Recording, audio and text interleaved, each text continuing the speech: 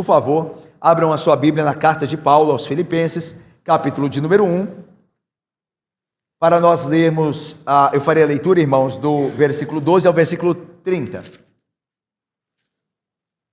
Nós faremos a leitura desse trecho e oraremos ao Senhor para que nos fale por meio de sua palavra, lida e pregada. E então nós faremos uma breve introdução à epístola e nos deteremos nesse trecho, que vai de 12 a 30. Farei a leitura então, os irmãos acompanhem, por favor, o que Paulo escreve aos irmãos da igreja de Filipos. Paulo diz assim, no versículo 12 do capítulo 1: Quero ainda, irmãos, cientificar-vos de que as coisas que me aconteceram têm, antes, contribuído para o progresso do Evangelho, de maneira que as minhas cadeias em Cristo se tornaram conhecidas de toda a guarda pretoriana e de todos os demais. E a maioria dos irmãos, estimulados no Senhor por minhas algemas, ousam falar com mais desassombro a palavra de Deus. Alguns, efetivamente, proclamam a Cristo por inveja e porfia. Outros, porém, o fazem de boa vontade. Estes, por amor, sabendo que estou incumbido da defesa do Evangelho. Aqueles, contudo, pregam a Cristo por discórdia, insinceramente, julgando suscitar tribulação às minhas cadeias. Todavia, que importa? Uma vez que Cristo, de qualquer modo, está sendo pregado, quer por pretexto, quer por verdade, também com isto me regozijo. Sim, sempre me regozijarei. Porque eu estou certo de que isto mesmo, pela vossa súplica e pela provisão do Espírito de Jesus Cristo, me redundará em libertação, segundo a minha ardente expectativa e esperança de que em nada serei envergonhado. Antes, com toda a ousadia, como sempre, também agora, será Cristo engrandecido no meu corpo, quer pela vida, quer pela morte. Porquanto, para mim, o viver é Cristo, e o morrer é lucro. Entretanto, se o viver na carne traz fruto para o meu trabalho, já não sei o que hei de escolher. Ora, de um e outro lado, estou constrangido, tendo desejo de partir e estar com Cristo, o que é incomparavelmente melhor. Mas por vossa causa é mais necessário permanecer na carne. E convencido disto, estou certo de que ficarei e permanecerei com todos vós, para o vosso progresso e gozo da fé, a fim de que aumente, quanto a mim, o motivo de vos gloriardes em Cristo Jesus, pela minha presença de novo convosco. Vivei acima de tudo, por modo digno do Evangelho de Cristo, para que, ou indo ver-vos, ou estando ausente, ouça no tocante a vós outros que estáis firmes em um só Espírito, como uma só alma, lutando juntos pela fé evangélica, que em nada estáis intimidados pelos adversários. Pois o que é para eles prova evidente de perdição, é, para vós outros, de salvação, e isto da parte de Deus. Porque vos foi concedida a graça de padecerdes por Cristo, não somente de crerdes nele. Pois tendes o mesmo combate que vistes em mim, e, ainda agora, ouvis que é meu. Vamos orar? Deus santo e bendito, ó Pai, tua palavra foi lida, ó Deus, ela é poderosa, ó Deus, ela nos edifica, nos santifica, nos exorta, nos consola, nos fortalece, nos faz mais a imagem de seu Filho Jesus. Ó Pai, que a tua palavra agora pregada nos abençoe, ó Deus, para que o nosso interesse maior seja a glória do Senhor Jesus Cristo e o progresso do seu Evangelho, adornado, ó Deus, por vidas santas, íntegras, diante do Senhor e dos homens. Abençoa-nos, ó Pai, enquanto ouvimos a tua palavra pregada. Em nome de Cristo nós oramos, com o perdão dos pecados e o auxílio do Espírito Santo. Amém. Meus irmãos, uma rápida introdução aqui à carta de Paulo aos Filipenses. Bom, toda a carta tem o seu autor, certo? Toda carta tem o seu autor. Quem que é o autor da carta aos Filipenses? Paulo.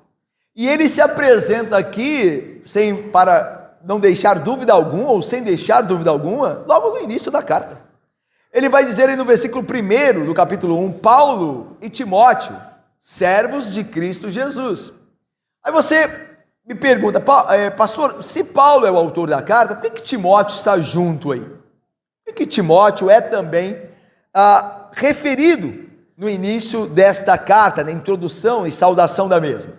É porque Timóteo, meus irmãos, era um companheiro e filho amado, filho na fé, ou seja, Paulo, com o evangelho, convertera Timóteo, então Paulo considera um filho na fé. Timóteo era um companheiro e filho amado de Paulo, e Timóteo também era conhecido da igreja dos Filipenses, e Paulo pretendia enviar Timóteo novamente a Filipos. Então por isso Paulo aqui diz que Timóteo está com ele. A carta é de autoria de Paulo, mas Timóteo é o seu cooperador. Alguns teólogos até creem que Timóteo serviu de escriba, de amanuense de Paulo, que enquanto Paulo ditava a carta, Timóteo a redigia, Timóteo a escrevia. Vocês sabem que Paulo era acompanhado de irmãos que serviam de amanuenses ou de escribas de Paulo. Silas, ou também chamado de Silvano, era um amanuense de Paulo. Vocês não sei se os irmãos já ouviram, talvez já tenham ouvido isso, certos de que são interessados no estudo bíblico, de que talvez Paulo sofria de um problema de vista sério. Ele vai relatar isso, dá a entender isso quando ele escreve aos Gálatas. Na carta aos Gálatas, Paulo diz assim, aos da Galácia, aos crentes da Galácia: eu sei que vocês me amam tanto, desculpe irmãos, que se possível vocês me dariam os próprios olhos. O que isso tem a ver com amor propriamente? Dar os seus olhos a alguém. Então é possível que Paulo sofria de um problema sério de vistas, entre outras coisas, e que ele precisava de amanuenses, pessoas que escrevessem enquanto ele ditava, certo? Em uma de suas cartas, o próprio Silvano se apresenta assim, como alguém que está escrevendo a carta que está sendo ditada por Paulo. É possível que Timóteo servisse também de escriba de Paulo, daquele que escrevia enquanto Paulo ditava. Então a carta é de autoria paulina. Tanto que, se você lendo a carta aos Filipenses, eu creio que você já o fez, você vai ver que você perceberá que ela está toda em primeira pessoa. Eu desejo, exorto-vos, toda em primeira pessoa, nos apontando assim, de forma inequívoca, que Paulo é o autor da carta, embora Timóteo fosse o seu companheiro de fé e possivelmente o seu amanuense ou o seu escriba naquela oportunidade. Paulo é o autor então da carta, na companhia de Timóteo. De que lugar Paulo escreveu essa carta? Em que contexto Paulo escreveu? Em que lugar Paulo escreveu? Provavelmente Paulo estava em Roma. A maioria dos estudiosos da carta aos Filipenses, eles de fato chegam à compreensão, ao entendimento que Paulo estava em Roma. Só que Paulo não estava aproveitando lá da cidade famosa, dando alguns passeios, conhecendo os seus lugares ali maravilhosos, suas construções do império, mas Paulo estava preso em Roma. Isso fica claro no próprio trecho que nós lemos, quando Paulo diz assim, no versículo 13, de maneira que as minhas cadeias, no versículo 14, e a maioria dos irmãos estimulados no Senhor por minhas algemas. Então, meus irmãos, Paulo está escrevendo de uma prisão, está preso em Roma. Algumas outras teorias são levantadas, né? Paulo ter escrito de Cesareia, porque ele esteve preso em Cesareia. Paulo esteve preso por amor a Cristo em muitos lugares, né? Ele passou muitas vezes por prisões. Alguns dizem que é possível que ele tivesse escrito de Cesareia, porque ele esteve preso em Cesareia. Alguns dizem que possivelmente ele escreveu de Éfeso essa carta, porque ele também esteve preso em Éfeso. Mas a maioria crê que ele escreveu de Roma. E por que Roma é definitivo, como a maior parte dos teólogos entendem? Porque nem em Éfeso, nem em Cesareia, quando ele esteve preso, ele estava ameaçado de morrer ali. Nenhuma dessas prisões de Cesareia e de Éfeso, Paulo esteve em algum momento ameaçado de ser executado pelas autoridades. Mas aqui na carta aos Filipenses ele fala de tal possibilidade. Tanto que nós vemos, ele diz assim: tanto como sempre, como agora, o meu corpo há de glorificar a Cristo, tanto pela vida quanto pela morte. Então Paulo trata de uma possibilidade de morte aqui.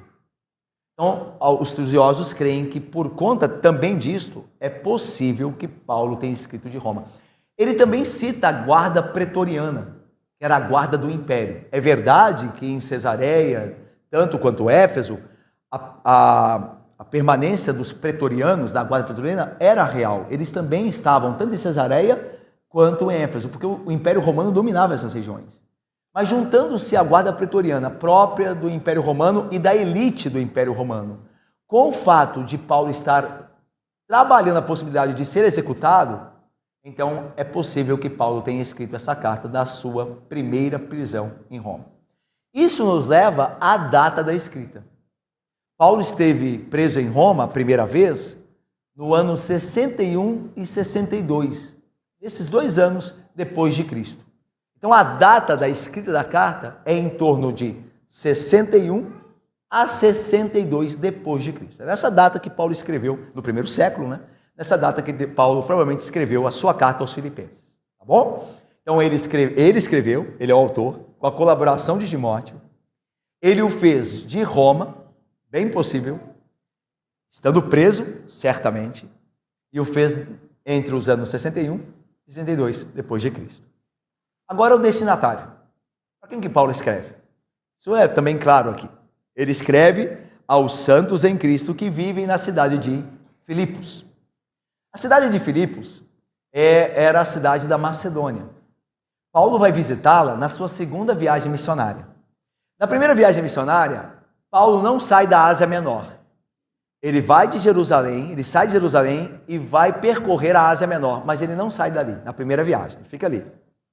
Na segunda viagem, ele deseja ainda ficar na Ásia Menor e visitar também a Éfeso.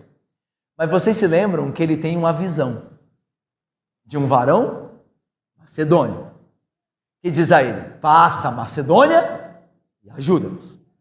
E aí lá em Atos, onde é relatada na segunda viagem, é relatada essa visão, Paulo diz que Lucas vai escrever, que Lucas era o companheiro de viagem de Paulo, vai escrever que Paulo tendo tido a visão, e eles tendo entendido e concluído, eu acho tão legal isso, entendido e concluído que essa era a vontade de Deus, e isso aqui é legal, sabe por quê?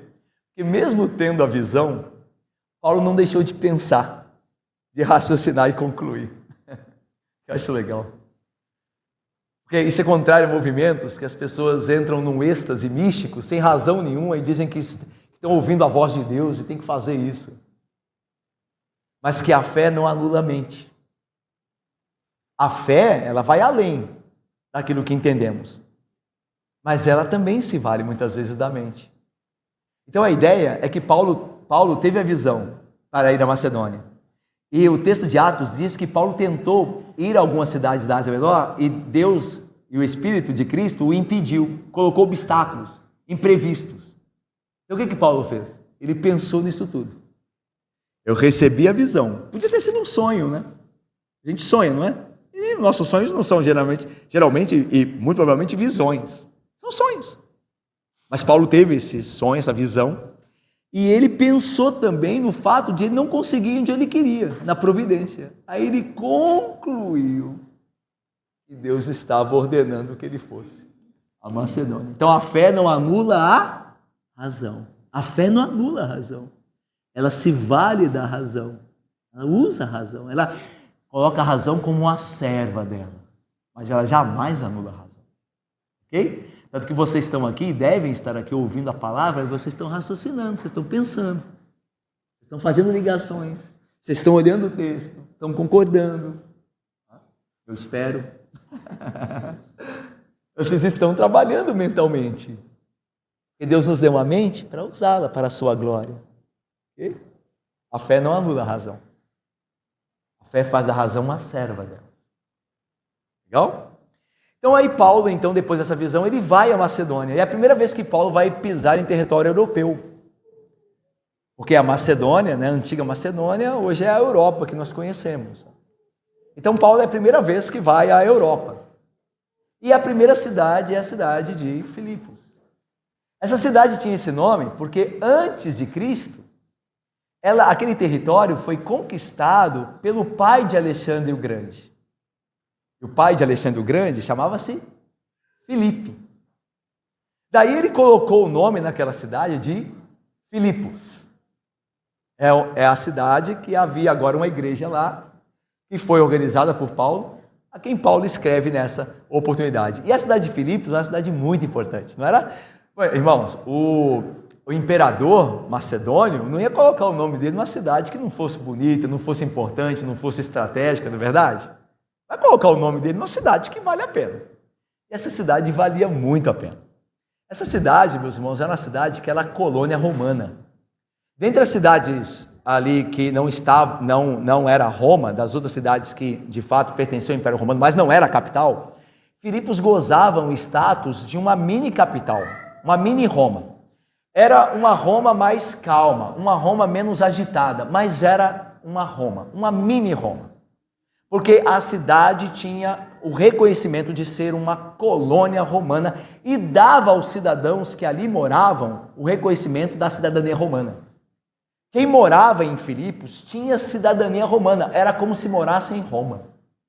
É por isso que no texto que nós lemos, Paulo vai dizer assim: eu quero que vocês vivam dignos da sua cidadania, mas a não de Roma, a do céu. Por isso Paulo vai escrever: vocês são cidadãos de algo muito superior e incomparável a Roma. Vocês são cidadãos do reino dos céus, do reino eterno. Roma passará, como passou o império. O reino dos céus permanecerá como permanece para sempre. Mas por isso Filipos era tão importante, porque era uma colônia, cidade romana, dentro daquela região ali onde estava. E não só por isso, ela é estratégica. Ela estava à beira da Via Egnatia, que era a via mais importante construída pelo Império Romano e ainda hoje existente.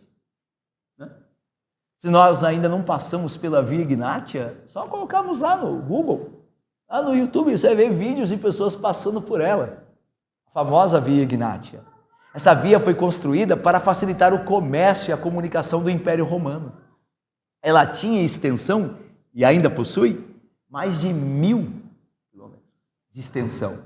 E a largura dela é por volta de 6 metros. Em alguns trechos, foi reformada maior do que isso a largura.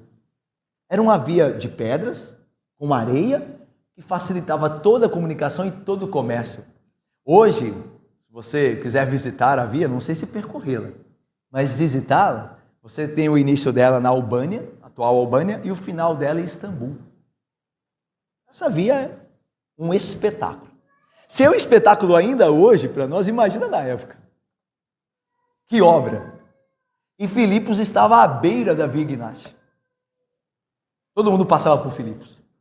Era uma cidade deveras importante. E lá estava a igreja, a quem Paulo escreve. E essa igreja, a gente tem até o início dessa igreja registrado na Bíblia. Lá em Atos 16. Quando Paulo, em sua segunda viagem, chega em Filipos, tendo passado a Macedônia. E você se lembra a primeira convertida da igreja de Filipos? Era aquela comerciante, vendedora de púrpura, rica, né? Filipos não era cidade qualquer, por isso tinha lá também uma mulher rica, chamada Lídia. Lembra você? Vendedora de púrpura de Tiatira. E ela, tendo ouvido numa reunião de oração de mulheres, Paulo encontra elas na beira de um rio orando. Não havia sinagoga na cidade porque não havia família judaica suficiente para estabelecer uma sinagoga, para que houvesse uma sinagoga, que era a igreja dos judeus. E Paulo geralmente procurava quando chegava na cidade gentílica, lembra-se? Toda vez que Paulo chegava na cidade gentílica, ele ia procurar se tinha judeus lá. Ele ia procurar uma sinagoga, porque primeiro ele pregava os judeus, depois ele ia aos gentios. Paulo procurou uma sinagoga em Filipos e não encontrou, porque não havia homens suficientes judeus para se montar uma sinagoga, estabelecer uma sinagoga. era necessário 10 chefes de família judeus, 10 homens judeus com as suas famílias, para estabelecer a sinagoga. Então provavelmente não havia ali 10 homens judeus. Mas haviam mulheres piedosas, gentílicas provavelmente, que tinham ouvido acerca do Deus de Yahvé e tinham crido nele. E elas estão reunidas na reunião de oração. É por isso que eu digo, irmãos, que quando a gente vai viajar para uma cidade, para um local, a gente só fica sem adorar a Deus se quiser. Tem gente que vai viajar para um lugar e fala, não encontrei igreja, não encontrei ninguém, olha isso é para mim. Deus sempre vai dar um jeito. Deus sempre vai te dar um local. Ou, se não houver, você e quem viaja aqui com você é a igreja local. Aí você faz o seu culto lá, de domingo, ou no hotel que você está hospedado. Guarda o dia do Senhor, porque o dia do Senhor é dia também do Senhor quando a gente está de férias. O domingo continua sendo domingo quando a gente está de férias. E aí Deus nos dá a graça de reunir, procurar uma igreja, encontrar, e se não encontrar, fazemos nossa própria reunião, como fizeram aquelas mulheres lá em Filipos. Que bom que elas fizeram, né? Porque Paulo as encontrou pela providência. Quando Paulo chegou, elas deram corretamente a palavra a Paulo, que era ali o cabeça, a autoridade, e ele pregou o evangelho, e a Bíblia diz que Lídia teve do Espírito Santo o coração aberto para atender, aceitar as coisas que Paulo dizia. E ela se converteu. Depois dela, aquela moça que vivia endemoniada, adivinhadora, lembra? De quem Paulo expele os demônios. E, por fim, o carcereiro. Porque Paulo vai preso por amor a Cristo em Filipos também. E aí você tem a história do carcereiro, lembra? Que tem um terremoto, a prisão se abre, Paulo não foge. E o carcereiro desesperado vai tirar a vida dele, porque acha que os presos fugiram. E Paulo diz, não, estamos todos aqui. E aí Paulo prega o evangelho a ele. Ele se converte. Assim começa a história de Filipos. É interessante, né? Porque o carcereiro quis suicidar-se, né? E Filipos é marcado pela história por um suicídio famoso, né? De Cleópatra. A história de Cleópatra e Marco Antônio, quando fogem de Otaviano, é em Filipos. Eles se refugiam e lá que se suicidam. É uma história interessante. É que você tem um suicídio também, uma tentativa de suicídio. E Paulo não impede, e Cristo impede. Maravilhoso, né? Quando Cristo chega, Cristo traz vida. Cristo traz vida. Graças a Deus por isso. Mas vamos agora ao nosso texto. Paulo, ele faz uma saudação então aos filipenses, como nós vimos aqui, né? Aquela igreja que estava naquela cidade. Ele começa dando graças. Dou graças ao meu Deus por tudo que recordo de vós, o versículo 13 aí. Fazendo sempre com alegria súplicas por todos vós em todas as minhas orações. É interessante que a carta da prisão, essa não é a única carta, Marcelo e Dona Lourdes, não é a única carta da prisão. Paulo escreveu outras cartas da prisão, são elas: Filemon, Colossenses e Efésios. Junto com Filipenses, são as cartas chamadas, Elizabeth, cartas da prisão. Paulo escreve enquanto preso.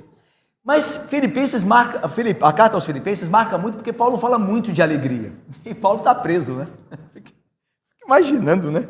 Que a maioria de nós não teria alegria nenhuma em estar em um contexto dele. Mas é a carta que mais Paulo fala de alegria. É a carta que ele está preso. E por que ele está alegre, mesmo preso?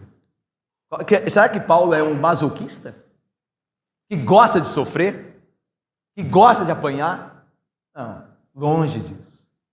Ainda que Paulo sofresse algemas e cadeias, Paulo tem muitos motivos de estar ali na cadeia feliz. Tem muitos motivos. E é desses motivos que a gente começa a falar aqui no texto que a gente leu, que é o texto que é o base da nossa pregação. Versículo de número 12. Eu não vou passar muito para a introdução por causa do nosso tempo. Então vamos usar no versículo 12. O que está acontecendo aqui no início do versículo 12? Paulo, ele vai, depois de fazer a saudação dele, nessa primeira parte do capítulo 1, que vai do versículo 1 até o versículo de número 11, Paulo vai falar da situação dele na prisão.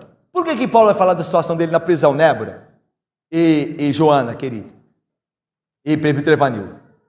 Porque Paulo está preocupado, Diácono Cássio, que os filipenses achem que ele, enquanto preso em Roma, está frustrado, está triste, está desamparado, está sem nenhuma alegria.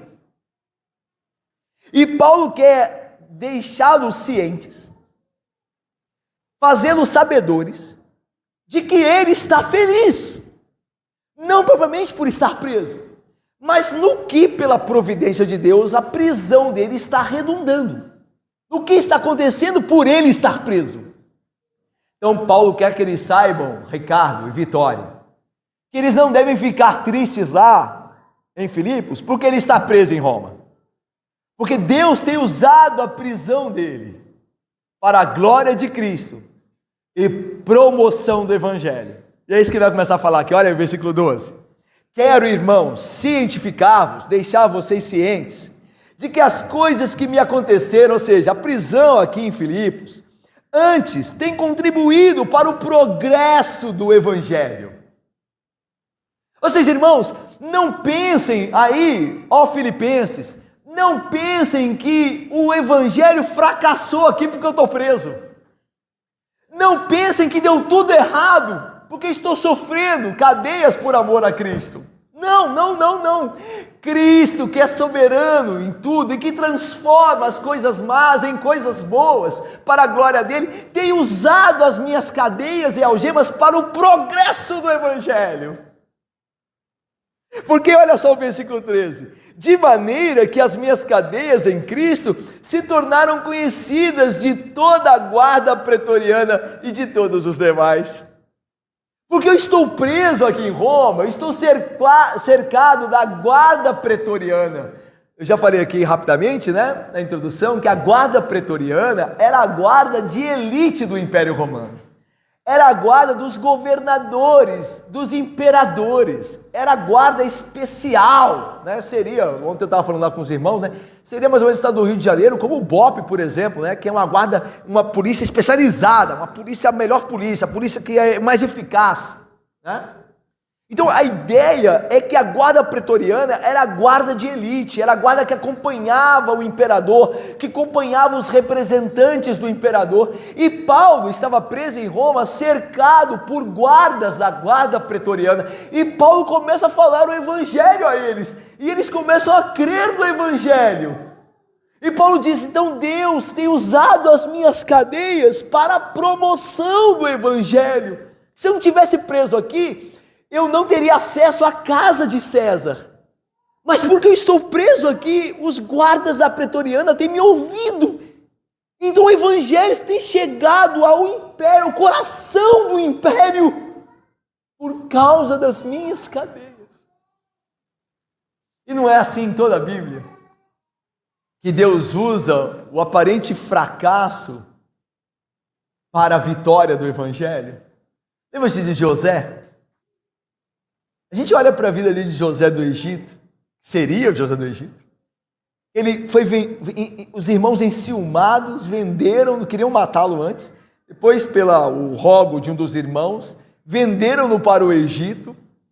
Parece que ele fracassou em tudo. O servo obediente a Deus, Deus o abandonou, que vai de fracasso em fracasso, chega na casa de Potifar, começa a trabalhar ali diante de Deus e administrar bem a casa do seu senhor, mas a mulher do seu senhor, pagã, imoral, coloca os olhos nele, quer forçá-la a deitar-se com ela, ele foge dela, ela o acusa injustamente, o seu senhor o coloca na prisão, parece que está tudo dando errado. Até que então o faraó tem um sonho, e aí vocês conhecem a história. Onde vai acabar José? No trono ao lado de Faraó, sendo o segundo maior no Egito. O segundo maior era José. Deus usa as tribulações e os reverses do seu povo por amor a ele, para a glória dele, para a promoção do seu nome. E isso alegrava Paulo. Isso era motivo de Paulo estar alegre. Irmãos, eu falava ontem com os irmãos lá, né? Lá no retiro. Nós ainda, meus irmãos, colocamos nossa alegria muitas vezes no nosso bem-estar. Eu compartilho disso e eu creio que os irmãos também. Comigo é assim e eu creio que com vocês também. Se tudo, embora o evangelho pode não progredir tanto, mas se eu tenho saúde, se eu tenho dinheiro, se tudo vai bem, se minha família está ali direitinho, então eu estou feliz. Ainda que o evangelho não esteja progredindo, ainda que sejam muitas heresias, ainda que sejam muitos falsos profetas, eu estou bem, está tudo bem na minha vida. Mas com Paulo é o contrário. Está preso, perseguido injustamente. Em outras cidades, ele também fora preso, açoitado várias vezes. Mas ele diz: eu me alegro, porque através do meu sofrimento, a causa do Evangelho, Cristo está sendo conhecido. Veja como nós estamos longe disso.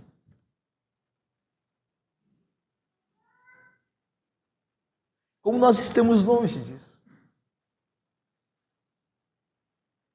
Como nós nos importamos pouco em aquilo que tem me acontecido, tem sido usado para a promoção da glória de Cristo. Nesse sofrimento que eu tenho passado, Cristo está sendo exaltado. Ele está sendo conhecido. Nós ficamos perguntando muitas vezes: por que eu tenho sofrido? Por que eu tenho passado por isso? A nossa pergunta deveria ser antes, irmãos: o que eu tenho passado tem contribuído para Cristo ser conhecido? Para o seu Evangelho ser proclamado? Paulo estava preocupado com isso. E por isso ele disse que estava alegre mesmo preso.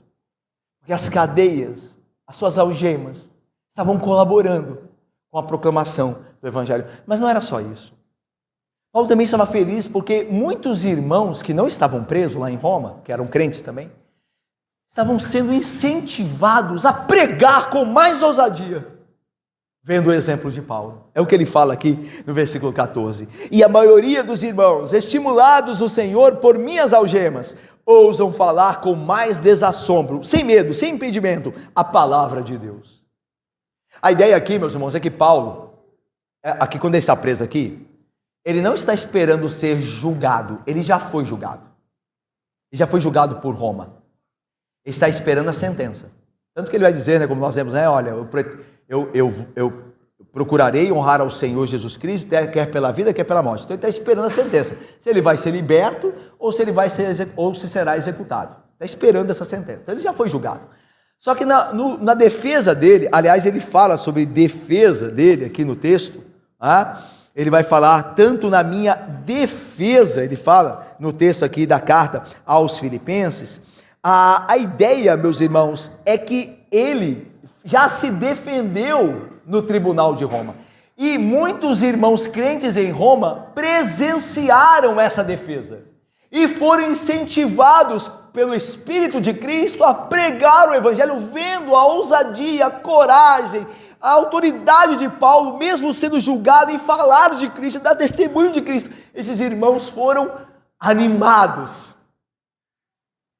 E é assim, meus irmãos, que nós também deveríamos dizer: quanto mais nós que não sofremos o que estes homens sofreram, em ambientes muito mais hostis do que os nossos.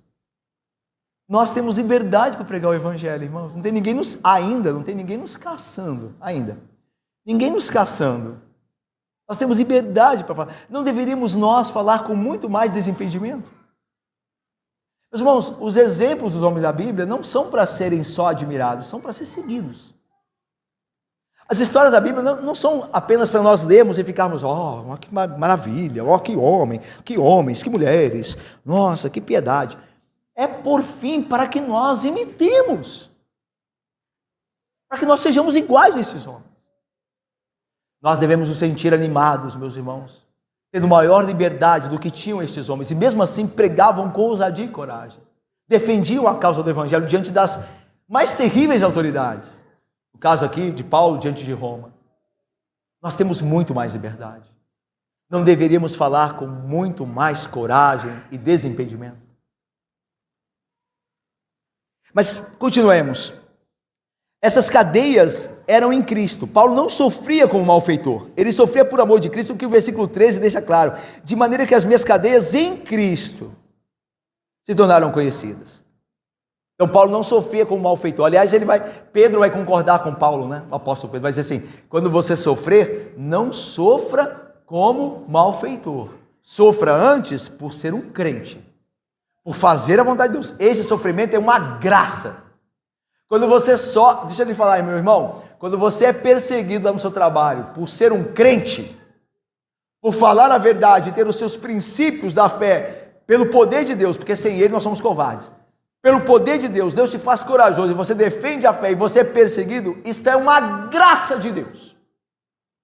Você está sendo agraciado por Deus. Eu quero que você saiba disso e guarde isso, porque isso te fortalecerá quando você for perseguido por amor de Cristo. Você está sendo concedida a você uma graça por ser perseguido, por ser zombado pelos homens que não creem. Uma graça de Deus. Você não está sendo azarado, você não está sendo maldito, você não está sendo frustrado quando alguém te persegue, quando alguém se opõe a você, por amor do evangelho que você tem. Você está sendo agraciado. Você está recebendo uma graça de Deus em padecer por Cristo. E é isso que Paulo vai falar no final do trecho aqui, ele diz assim: porque não foi dada a vocês apenas a graça de crer nele, mas de padecer por ele, uma graça de sofrer por ele. E é o que os apóstolos lá em Atos também tiveram sobre si, essa graça, porque tendo sido ameaçados e castigados por pregar o nome de Cristo, diz o texto que depois de saírem do Sinédrio, deram graças a Deus por serem considerados dignos de sofrer afrontas pelo nome de Cristo. Eles deram graças a Deus por serem considerados dignos de se assemelharem a Cristo, de se unirem a Ele, parecerem com Ele, por isso sofrerem como Ele sofreu. E quanto mais nós somos perseguidos por amar a Cristo, mais de Cristo há em nós, mais parecidos com Ele. Se o mundo nos odeia, é porque odiou a Cristo. E se nos odeia também, quer dizer que nós estamos mais parecidos com Ele. Isso é uma graça. Isso é uma graça que Ele nos dá.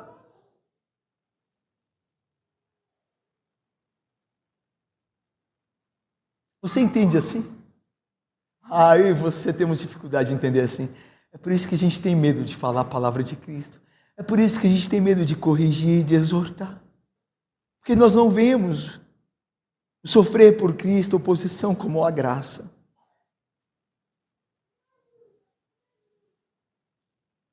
Deus nos ajude.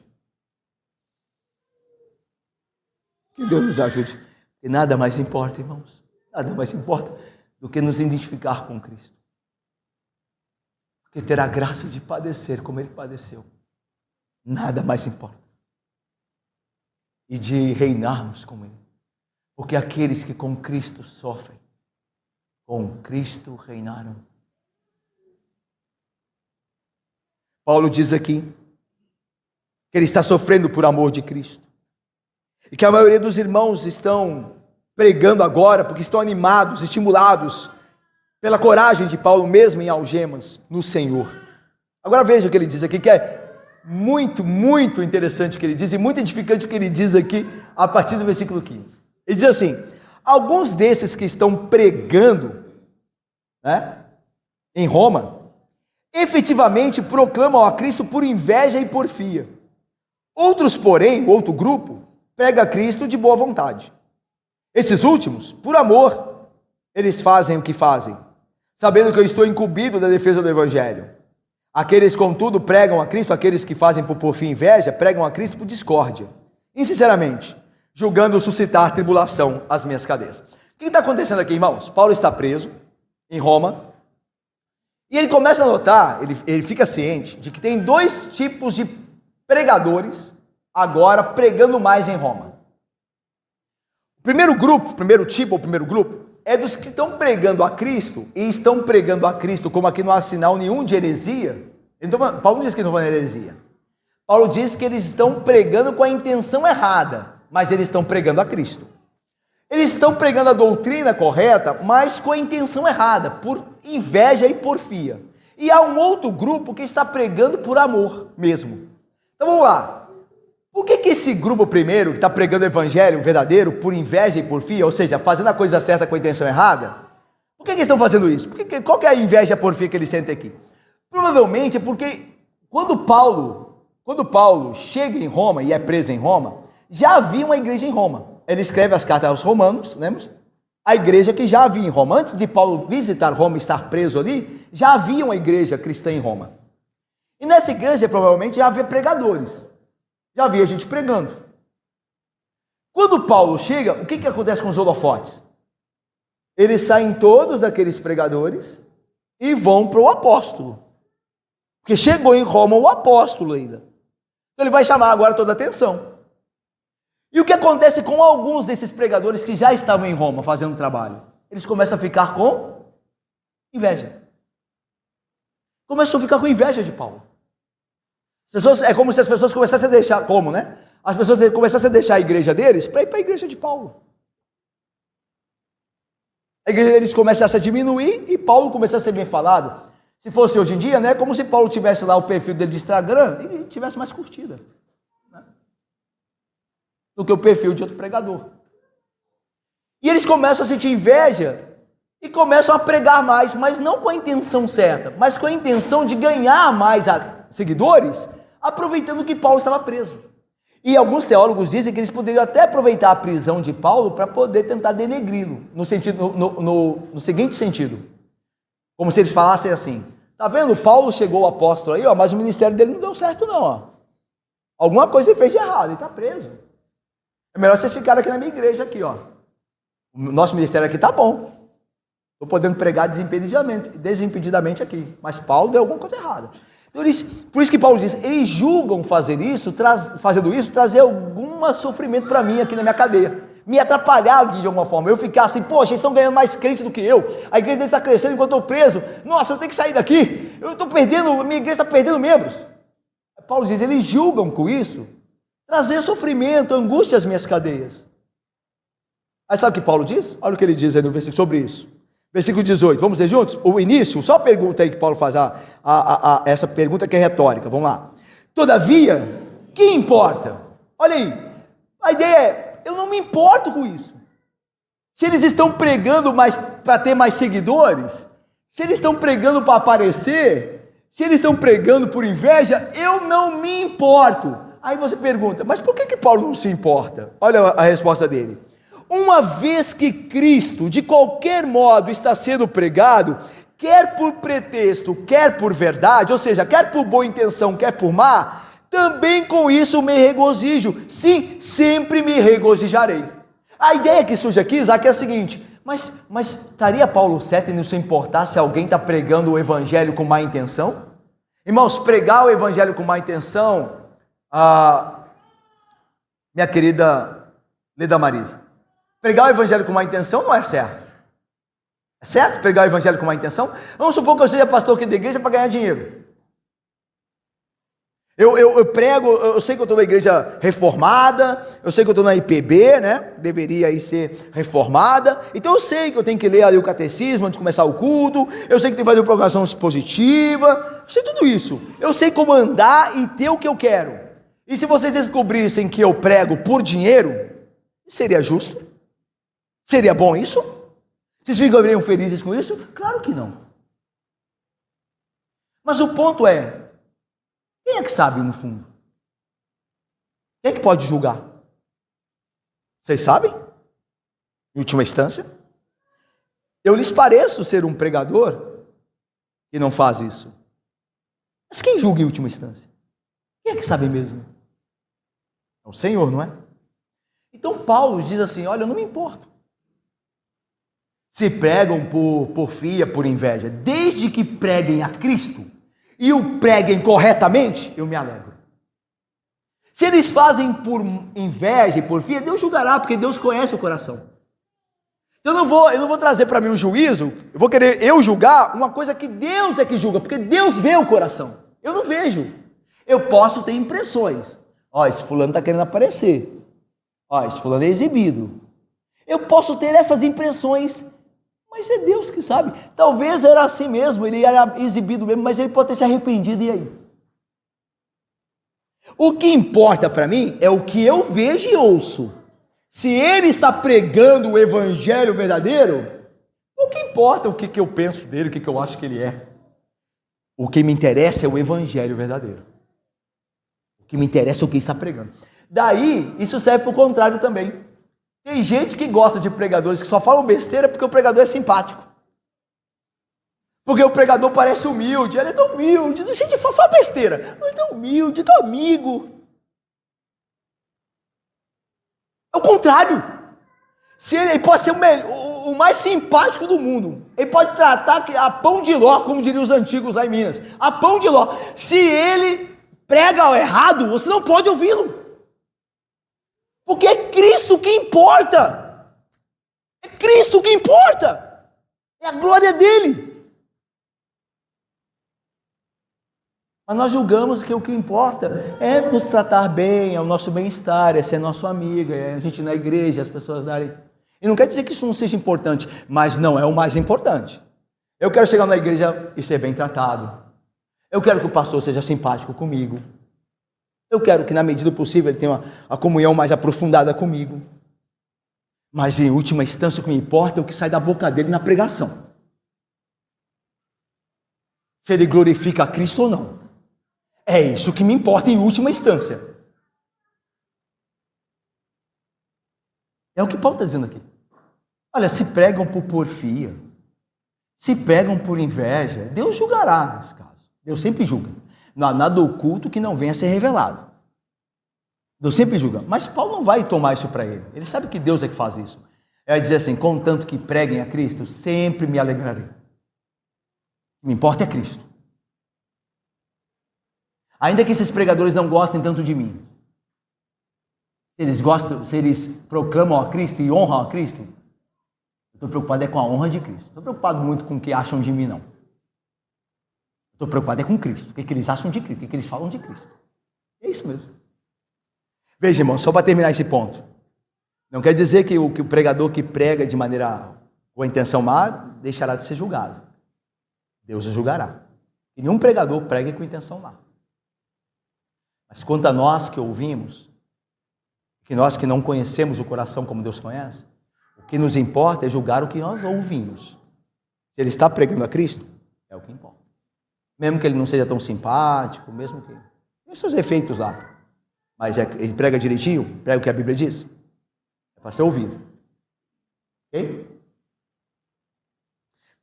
Vamos caminhando aqui para o final? Paulo vai dizer assim, porque eu estou certo, versículo 19, que isso mesmo, ou seja, toda essa situação que eu tenho passado, pela vossa oração, súplica, e pela provisão do Espírito de Jesus Cristo, é interessante que o Espírito trabalha também por oração, né? Quando nós oramos, Deus trabalha. Pela vossa súplica, que é oração, e pela provisão do Espírito. Vocês pedem o Espírito provê. Então, irmãos, uma igreja abençoada, uma igreja que ora. Uma igreja que ora, uma igreja que suplica. Porque é assim que Deus estabeleceu para prover ao seu povo as suas bênçãos. Então, sem oração, não há bênção.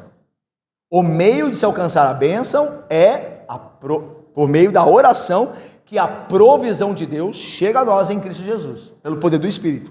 Então, Paulo diz, pela a súplica e provisão do Espírito de Cristo. Me redundará isso, estou certo, em libertação. E a ideia de libertação aqui, irmãos, não é propriamente libertação da cadeia, porque Paulo não sabe ainda se vai morrer ou vai viver. A libertação aqui é a ideia de vitória final. Aconteça o que acontecer comigo, quer seja libertado aqui da prisão, quer eu seja executado, eu sei que pelas orações de vocês a meu favor e pela provisão do Espírito, eu terminarei vitorioso, de um jeito ou de outro. O que me aguarda é a vitória em Cristo Jesus. Daí Paulo vai escrever em outra carta, nós prosseguimos de triunfo em triunfo, de vitória em vitória por meio de Cristo. Então, você passe o que for, enfrente o que for, se você é de Cristo e Cristo teu, o teu final é vitória. O teu final é triunfo juntamente com o teu rei, juntamente com Cristo. É o nosso final, o nosso triunfo final.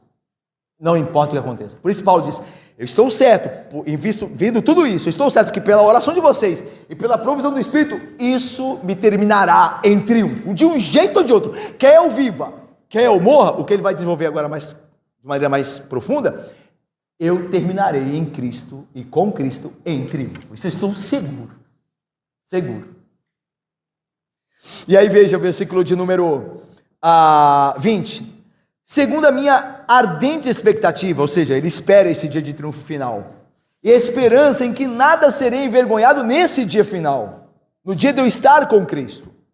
Antes, com toda a ousadia, como sempre também agora, será Cristo engrandecido no meu corpo, quer pela vida, quer pela morte. Porquanto para mim o viver é Cristo e o morrer é lucro. Viver é Cristo a vida é Cristo. A vida é Cristo.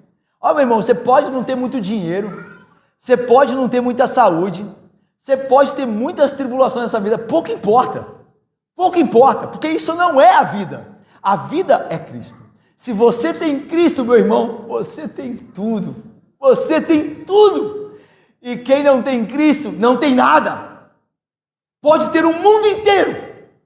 Pode ser essas pessoas que nós vemos abastadas na televisão, viajando, comem nos melhores restaurantes, fazem tudo, mas não tem nada, não possuem nada. São cegos e estão nus e mortos em seus delitos e pecados.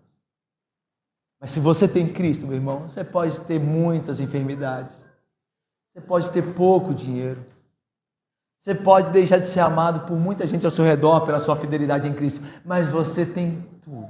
Você tem tudo que alguém pode sonhar em ter. É Cristo. A vida é Cristo. A vida é Cristo. E se você não se converteu a Cristo, mesmo que você está aqui na igreja hoje, se você não se converteu verdadeiramente a Ele, meu irmão, meu querido, você não tem nada. Você não tem nada. Você não tem segurança nenhuma. Nem jamais terá. Se Cristo não for teu e você dele. Cristo deve ser a sua vida. A sua vida. Você deve estar se comprometido com Cristo acima de tudo. Não tem ninguém que tenha que ter o teu coração e a tua fidelidade acima de Cristo. Isso é viver é Cristo. Viver é Cristo é ter o compromisso e a fidelidade acima de tudo a Ele. Não a pai, não a mãe, não a irmão, não a filho, nem a ninguém, mas a Ele. Ele é o meu viver, Ele é a minha vida. E é por isso que Paulo enfrenta o que enfrenta. É por isso que ele está alegre enquanto enfrenta. E por isso ele é corajoso diante da morte. Porque ele não tem nada a perder. Porque Cristo é a segurança dele, é a vida dele, é a certeza que ele reinará com ele. Então ele é corajoso. Porque em Cristo ele tem tudo. E que tem tudo, pode abrir mão da vida neste mundo. Se ele não viver aqui como os homens tentam fazer, pouco importa. Ele tem a vida eterna em Cristo Jesus. Porque o viver é Cristo. E ele vai dizer que o morrer é lucro. E ele vai dizer que está dividido. Olha só o que ele diz. Entretanto, versículo 22, se o viver na carne traz fruto para o meu trabalho, já não sei o que hei de escolher. Ora, de um lado ou de outro, estou constrangido, tendo desejo de partir e estar com Cristo, o que é incomparavelmente melhor. Mas por vossa causa é necessário permanecer na carne. Convencido disso, estou certo de que ficarei e permanecerei com todos vós para o vosso progresso e gozo da fé, a fim de que aumente, quanto a mim, o motivo de vos gloriardes em Cristo Jesus, pela minha presença, de novo, convosco. Eu vou até aqui, irmãos, pois nós tratamos em outra oportunidade do restante do texto que lemos. Eu termino, irmãos, com a carta aos Filipenses é a carta do coração do apóstolo Paulo, né? Os estudiosos dizem que é a carta que Paulo mais abre o coração, que é a carta mais íntima dele. É que ele fala mais dos sentimentos dele por Cristo, pela igreja. Então, ler a carta de Filipenses é conhecer muito do coração de Paulo. Aí ele vai dizer assim, irmãos, olha, o viver para mim é Cristo, o morrer para mim é lucro. E eu hei de confessar que o partir e ter com Cristo, olha, é incomparável. Das graças e bênçãos, a maior. Só que eu vou dizer para vocês, eu estou meio dividido. Como se Paulo estivesse falando assim, né? Se alguém me perguntasse, Paulo, você prefere ficar aqui e trabalhar na igreja de Cristo, em prol dela, ou partir e ir com Cristo e ter com o seu Senhor? Aí Paulo diz, eu vou falar com vocês que eu me sinto pressionado. É o termo que ele usa aqui quando ele fala de um e outro lado, estou constrangido. A ideia aqui no grego é, eu estou pressionado tanto de um lado quanto de outro. Eu não sei o que decidir. Aí ele vai dizer assim, eu hei de confessar que estar com Cristo é infinitamente melhor. É como se ele falasse assim, eu vou confessar a vocês que a minha inclinação é preferir ter com Cristo. A minha inclinação, Carlos. Mas quando eu penso em vocês, filipenses, e no progresso da fé de vocês, e na maturidade da fé de vocês, que eu posso ajudá-los pelo Evangelho a vocês chegarem lá, eu também tenho desejo de ficar. Então, na verdade, eu não sei muito bem o que eu quero nesse sentido. As duas coisas são boas, mas eu hei de falar que partir e ter com Cristo é melhor ainda. Estava falando ontem lá com os nossos irmãos, que a gente não apressa a morte da gente, né? A gente espera Deus nos chamar, né? Enquanto Ele não nos chamar, nós estamos felizes também, porque nós estamos aqui pela providência para o progresso do Evangelho, para a honra de Cristo. Mas quando Ele nos chamar, não há nada melhor, certamente, de estar com Ele. Então é pecado alguém apressar a sua morte. Eu já vi gente falando assim, eu quero morrer para estar com Cristo. Eu quero logo morrer. Acho que essa não é uma maneira prudente de falar. Até porque você tem os seus parentes, está falando por gente que gosta de você. Então você pode ter no coração, certamente, a ciência, a certeza de que partir quando Deus te chamar é muito melhor. E que aqui uma coisa importante, não há nada para o crente, não há nada entre a morte e Cristo. Para o crente, não há nada entre a morte e Cristo. Nós não deveríamos ter medo da morte, porque não há nada entre ela e Cristo. Porque morrer é ir ter com Cristo. Você não precisa ficar com medo. Você não precisa ter medo da morte. Porque a morte é a passagem para Cristo. É a maneira de ir ter com Cristo. É a sua viagem a Cristo. Para estar para sempre com Ele e seus santos, seus irmãos, na glória dos céus. Por que você tem medo da morte? Não quer dizer que você não vai evitá-la prudentemente até quando Deus não te chamar. Porque Ele quer que você permaneça aqui. Para a obra, como Paulo também. Para dar testemunho dele entre os seus. Para servi-lo junto à igreja. Mas quando Ele te chamar, não precisa ter medo. Porque Paulo diz que morrer é partir e ter com Cristo. É assim que ele usa para se referir à morte. Partir e ter com Cristo. Não tenha medo da morte. Jamais, se você é um crente, você não deve nem pode ter medo da morte. E a morte é deixar de ser pecador e sofrer com os pecados como nós sofremos aqui. Deixar este mundo mal, no qual nós servimos a Deus, é verdade, mas sofremos ainda, para ir ter com Cristo na glória eterna. E se Cristo é tudo para você, como era para Paulo, você jamais vai temer a morte, você vai chamá-la de lucro, se você ama a Cristo. Morrer para mim é lucro, por causa de Cristo.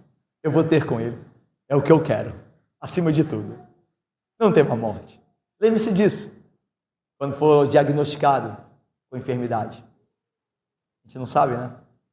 Lembre-se disso quando você estiver lá no leito, se preparando para morrer. Quando você fechar seus olhos, você os abrirá, os da alma, e verá Cristo, e você estará com Ele, seguro para sempre, para sempre. E o seu corpo repousará seguro, esperando a ressurreição dos mortos para a vida eterna. Não tema a morte. A morte agora é uma amiga, não é mais uma inimiga. Para o crente, não. Ela agora te leva a Cristo. Partir e ter com Cristo. Meus irmãos, que Deus abençoe nessas coisas todas. Que Ele nos edifique e nos faça amar ao seu Filho, Cristo Jesus, acima de todas as coisas. Amém.